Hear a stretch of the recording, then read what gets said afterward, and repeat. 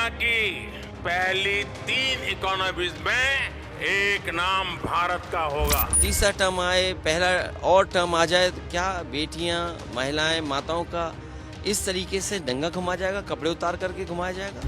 मैं देश को ये भी विश्वास दिलाऊंगा कि तीसरे टर्म में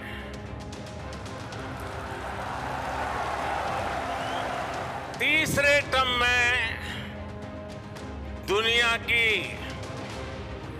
पहली 3 इकोनॉमीज में एक नाम भारत का होगा।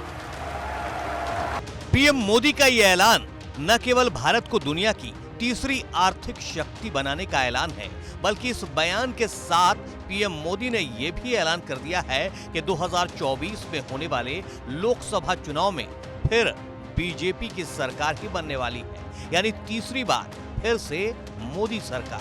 बुधवार को दिल्ली के एक कार्यक्रम में मोदी के इस ऐलान के बाद सियासत का भी पारा हाई हो गया है। पीएम मोदी के इस बयान पर विपक्ष लगातार मोदी और भाजपा पर हमले कर रही है। एक ओर जहां देश मणिपुर हिंसा से शर्मिंदा हो रहा है, उस वक्त उन्हें फिर से अपनी सरकार बनाने की चिंता है। गुरुवार को एक ओर जहां विपक्ष काले कपड़े पहनकर ब्लैक प्रोटेस्ट कर रहा है, तो वहीं दूसरी ओर अखिलेश यादव ने पीएम मोदी और भाजपा पर हमला बोल दिया है और कहा कि तीसरा टर्म आए या चौथा टर्म आए, देश मणिपुर में इंसानियत को शर्मसार करने वाली घटना का जवाब मांग रहा है और पीएम मोदी है कि संसद में जवाब देने से भाग रहे हैं।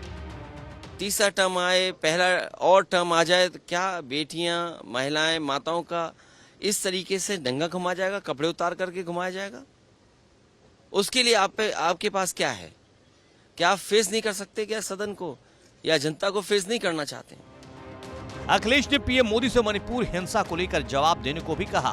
साथ ही नफरत की राजनीति छोड़कर मणिपुर हिंसा मामले में सख्त से सख्त कार्रवाई की मांग की। मणिपुर जैसी घटना ने सबको मजबूर किया उस पर खड़े हो जाएं, उस पर बात रखें।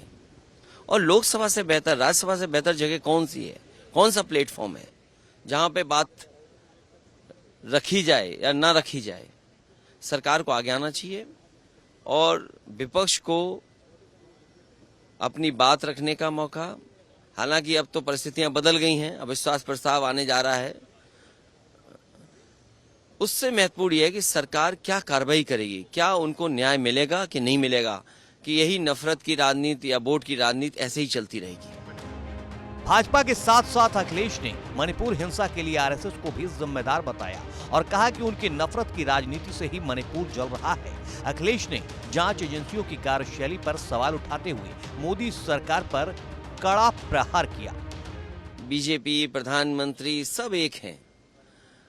आरएसएस ने जो किया, जो नफरत फैलाई, और भारतीय जनता पार्टी की वोट की राजनीति की वजह से मणिपुर में ये सब कुछ हुआ है। और सरकार की सब जानकारी में रहा होगा। ऐसा नहीं कि एजेंसियों को नहीं पता, एजेंसियों को पता है वहां क्या क्या हो रहा है। अगर ये सब होते हुए सरकार ने देखा है तो सरकार को सत्ता में नहीं रहना चाहिए। मोदी सरकार और भाजपा पर अखिलेश यादव ने एक के बाद एक बड़े हमले किए। इस बीच विपक्ष की इंडिया की तुलना इंडियन मुजाहिदीन से करने पर भी अखिलेश ने साफ कर दिया कि विपक्ष की इंडिया से पीएम मोदी समेत पूरी भाजपा डर गई है, तभी तो इंडिया शब्द का सम्मान करना भूल गई है। ये उनकी घबराहट है कल को। और हम सब इंडिया से, कौन इंडिया से लगाव रखता है, कौन इंडिया को प्यार नहीं करता, कौन इंडिया को आगे नहीं ले जाना चाहता है। कल इंडिया के नाम को वो आगे कर रहे थे, स्किल इंडिया, न जाने कितनी इंडिया। और आज जब इंडिया से घबरा रहे हैं, सोचिए आप, इसका मतलब घबराहट जो है वो साफ है कि जनता इनके खिलाफ है। मैंने पहले भी कहा, फिर कहता हूं, देश की 2/3 जनता इनको हटाना चाहती है। अखिलेश यादव ने साफ कर दिया है कि मोदी और भाजपा की नफरत की राजनीति का घड़ा भर गया है और देश की 2/3 से ज्यादा आबादी गुस्से में है, जो 2024 में भाजपा को सबक सिखाने को तैयार है। ऐसे में अपने तीसरे टर्म को लेकर आश्वस्त नजर आ रहे पीएम मोदी की राह कितनी मुश्किल होने वाली है, इसका फैसला तो अगले साल जनता ही करने वाली है कि किसके दावों में कितना दम है।